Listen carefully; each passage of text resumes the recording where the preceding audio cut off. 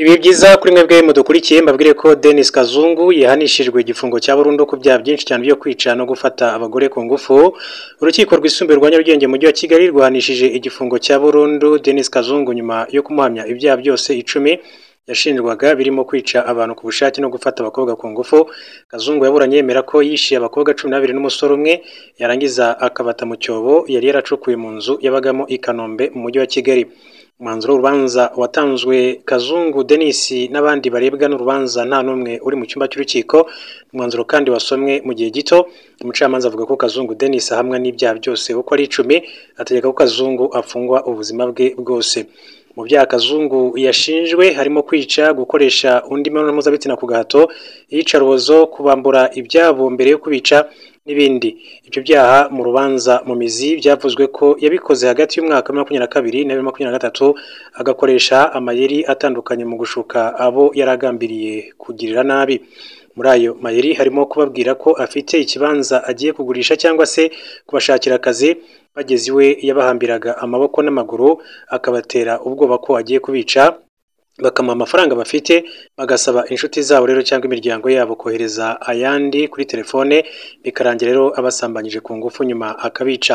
Bamwe mu bagore bagize amahirwe yo kumucika batanze amakuru, barimo uwo yasambanyije ku ngufu ariko akabasha kumucika, nibo rero batanze amakuru yatumye afatwa. Mu cyobo rero basanze mu gikoni cyaho yaracumbitse hitaruye izindi ngo hakuwemo imibiri y'abantu bagera kuri 13, abakobwa 12 ndetse n'umuhungu umwe. Kazungu Denis rero yavuze ko harimo abo yibuka n'abo atibuka. Kuri wa gatanu umucamanza w'urukiko rwisumbuye rwa Nyarugenge yategetse kandi ko indishyi zisaga miliyoni 25 z'amafaranga y'u Rwanda zigomba guhabwa bamwe mu baziregeye. Ni mu gihe indishyi zari zaregewe zirenga miliyoni 100 z'amafaranga y'u Rwanda, wemerewe indishyi nyinshi cyane ni miliyoni 12 z'amafaranga y'u Rwanda. Mu begereye mu baregeye indishyi harimo abo uwabo urukiko rwavuze ko nta bimenyetso bifatika bigaragaza ko Kazungu ari we wamwishe. Kazungu Denis imyaka 34 yaburanye yemera ibyaha akavuga ko atazi icyabimuteye kandi ko bimubabaje. Metere Murangwa Faustin wunganira Kazungu Denis yabwiye BBC ko bazajurira icyo gihano cya burundu ku mpamvu umwunganizi we avuga ko zishingiye ku mategeko ko ari igihano kiremereye mu gihe umukiriya we yemeye ibyaha kandi akorohereza urukiko nk'uko yagiye abigarukaho. Mu yandi makuru avugwa muri Repubulika Iharanira Demokarasi ya Kongo mbabwire ko igisirikare cyerekanye abarimo abadepite gishinja gukorera ubutasi M23. Igisirikare cya RDC cyerekanye abasivili 4 gishinja ubutasi n'ibikorwa byo gushakira abayoboke n'abakorana n'umutwe wa M23 mu mujyi wa Goma. Abo barimo rero abadepite 2 b'intara Kivu ya ruguru. Aberekanywe uyu munsi bari mu bantu batatangajwe kandi batazwe umubare batawe muri yombi mu minsi ishize n'ubugenzacyaha bwa gisirikare bakajya gufungirwa i Kinshasa. Mu mashusho yashyizwe ku mbuga nkoranyambaga ari imbere y'abanyamakuru ku ishami ry'iperereza rya gisirikare Kinshasa, General Major Sylvain Kenge umuvugizi w'igisirikare cya RDC yerekanye abo bagabo 4 bambitswe imyenda y'umuhondo ndetse n'umutuku. Muri abo harimo Hope Sabin Kibuya usanzwe ari umudepite ku rwego rw'intara ya Kivu ya ruguru. Uyu Sylvain Ekenge yavuze ko ari we wari ukora ibikorwa byo gushakira abayoboke M23 kandi ko ari we wabizanyemo abo bariganwa. General Ekenge yavuze ko undi ari Alongira Alain nawe wari umudepite ku rwego rw'intara ya Kivu ya ruguru. Abandi umwe ni inzobere mu by'ubukerarugendo akaba n'umujyanama wa guverinoma w'intara ya Kivu ya ruguru, naho undi akaba umumotari wakoranaga n'abo batatu nk'uko Ekenge abivuga. Sabe Kibuya na Alongera Alain nabo bareganwa ntibahawe umwanya ngo bavuge ku byaha bashinjwa. Aba bagabo barashinjwa ibyaha birimo gushakira abarwanyi n'abayoboke mu twa M23 kugezaho ibyo ikenera ndetse no kubukorera ubutasi. General Sylvain Kenge yumvikana yita aba baregwa abagambanyi bakorana na M23 n'igisirikare cy'u Rwanda, avuga ko abandi bafatiwe muri ibyo bikorwa nabo bazerekanwa mu gihe cya vuba. U Rwanda ruhakana gukorana na M23 kandi M23 ntacyo iratangaza kuri abo bagabo berekanywe munsi. Intambara hagati ya M23 n'igisirikare cya leta ya Congo n'ingabo zaje kugifasha imaze iminsi ica ibintu muri teritwari za Masisi, Rucuru na Nyiragongo ahegera umujyi wa Goma. Imirwano kandi yatumye abantu barirwa mu bihumbi amagana bata ingo zabo barahunga. Nyakubahwa Perezida wa Repubulika, iyo turebye amateka yaranze u Rwanda mu myaka 30 ishize, dusanga ubuyobozi bwabanje bwaribanze cyane ku muco mubi ugaragaza ko uruvuza umugore ruvuga umuhoro. Hanyuma mu miyoborere yanyu myiza Nyakubahwa Perezida wa Repubulika, mwebwe mutwereka yuko ukurusha umugore akurusha urugo. Ibyo birarenga ndetse bigaragara ko n'ukurusha umugore akurusha igihugu, ariyo mpamvu u Rwanda rwacu rwemye mu ruhando mpuzamahanga.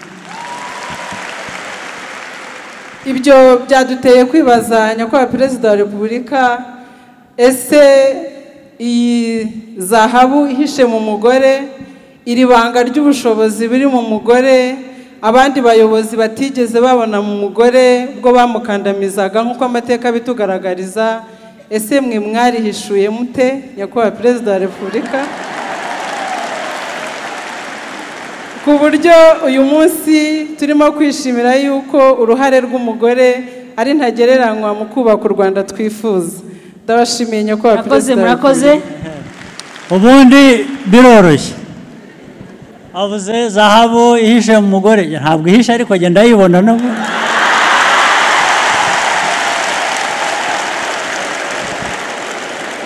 Nta kintu cyagombye guhishurwa rwose. Nge nabirebaga biragaragara. Ujya ubona bihishe, uwo sinzi impamvu abona ko bihishe. Niyo mpamvu byoroshye rero. Twabibonye kubera ko bigaragara. Sibyo? Niyo mpamvu byoroshye. Murakoze cyane. Twanyarukira hano hakurya. Ufite igitekerezo? Murakoze cyane nyakubahwa Perezida wa Repubulika ko mu mwanya ukomeye kuri no munsi mukuru mpuzamahanga w'abagore. Nitwa Nsabimana Theodore, mpagara inshuti z'umuryango mu karere ka Rusizi.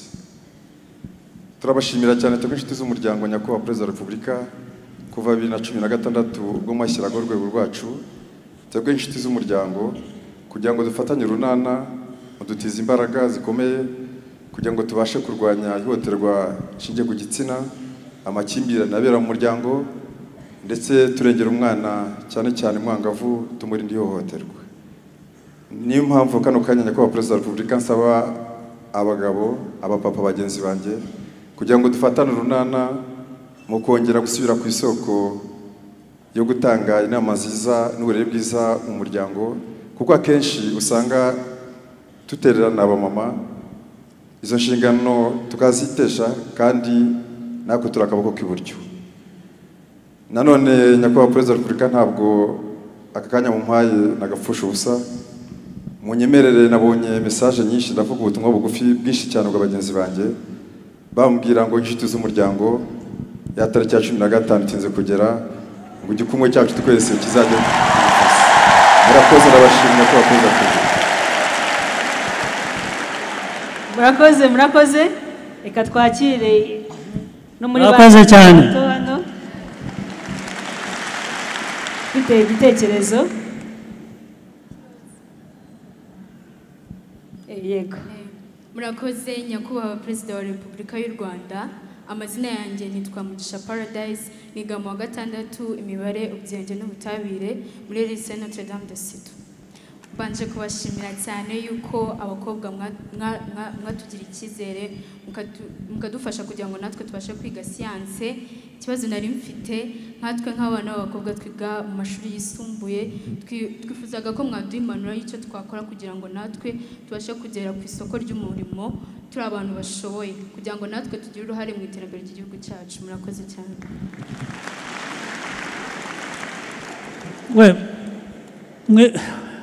Muriga mumushyireho umwete.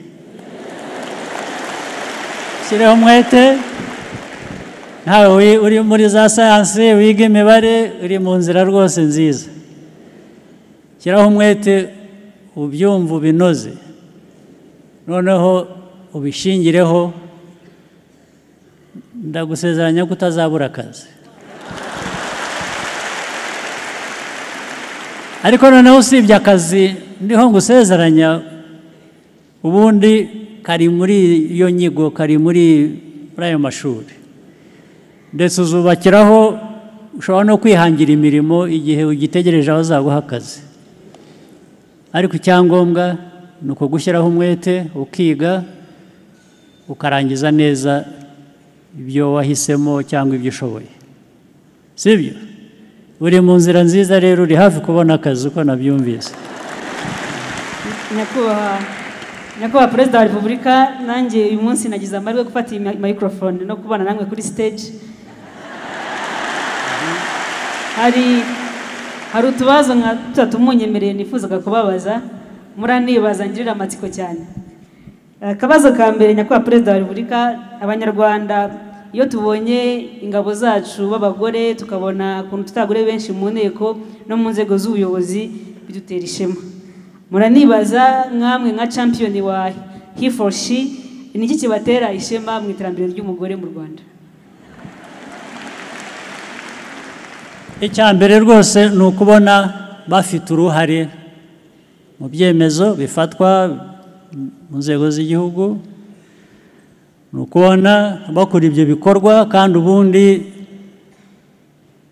uko byari bizwi mu mateka y'u Rwanda ari n'ahandi hanze, abagore bahezwa, barasigaye inyuma nk'aho ntacyo bashoboye. Ariko ubu turabibona ko babishoboye, kuko birakora. Izo nzego zose uvuze bazirimo, ibyo bakora birivugira, birigaragaza. Icyangombwa ni ukongera uruhare rwabo, ni ugushyiraho uburyo hatagira inzitizi, hataba inkomyi ibabuza gukomeza kuba bakwiriye kuba bari bo nk'abanyarwanda, nk'abantu, gukora ibishoboka byose biba bikenewe mu gihugu. Ibyo ni byo bya mbere binshimisha. Murakoze cyane. Ikibazo cya kabiri, nk'urubyiruko twibaza, turizihiza umunsi mpuzamahanga w'abagore, twifuza kumenya ni abahe bagore batatu mufata nk'icyitegererezo mu buzima bwanyu, kandi mutubwire n'impamvu. Batatu gusa? Niyo barenga nta kibazo. Ko ari benshi, ni bose. Abagore bose iyo mbona nyine ibyo bakora, ariko ku buryo bw'umwihariko, ngira ngo twese uko turi hano cyangwa n'ahandi ku isi hose,